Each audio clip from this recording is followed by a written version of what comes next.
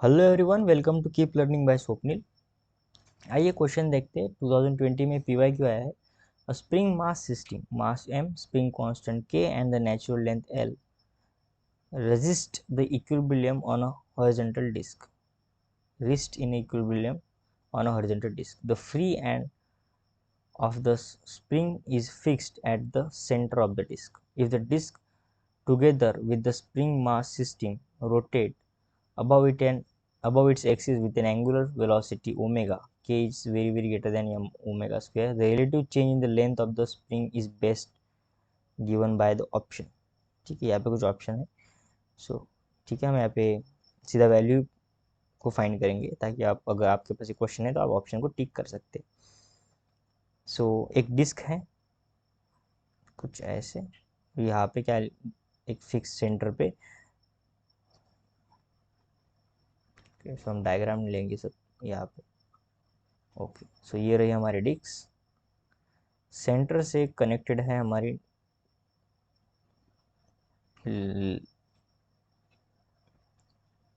Spring. ठीक है, spring की नेचुरल लेंथ है। अब ये क्या कर रहा है, किसी ओमेगा से घूम रहा है। ठीक है, विथ एंगुलर वेलोसिटी ओमेगा से क्या कर रहा है, रोटेट कर रहा है। सो रोटेट करेगा तो यहाँ पे इस स्प्रिंग के अंदर खिंचाव आएगा। जैसे ही खिंचाव आएगा तो ये खिंच जाएगी कुछ एक्स डिस्टेंस। ठीक है, ये नेचुरल लेंथ है एल, और कंप्लीट हो जाएगा फिर ये आर रेडियस। ठीक है, क्यों खिंच जाएगा, क्योंकि जैसे हम इसको सर्कुलर मोशन में मूव करवाते हैं तो क्या होता है, इस डायरेक्शन में एक टेंडेंसी आ जाती है, ये बाहर डायरेक्शन की तरफ मूव करने लगता है। और जैसे ही मूव करेगा इसमें खिंचाव तैयार हो जाएगा। ठीक है, ये तो आप सभी को पता है। और जैसे ही खिंचाव तैयार हो जाता है, एक मोशन के अगेंस्ट फोर्स आता है, friction force, I mean spring force.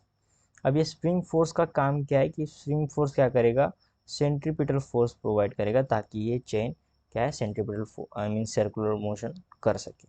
ठीक है, स्प्रिंग फोर्स क्या है, K into X is equals to M R omega square. X का वैल्यू कितना आएगा, आर माइनस एल लिख सकते हैं मैं एक्स को। सो यहाँ पे लिखेंगे R minus L is equals to M R omega square. So ये आ जाएगा फिर K R minus K L is equals to M R omega square.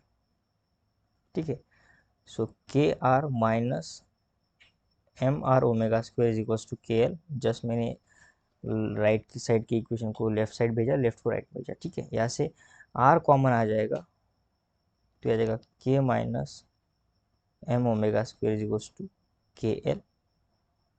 Are is equals to आ जाएगा K L upon K minus M omega square.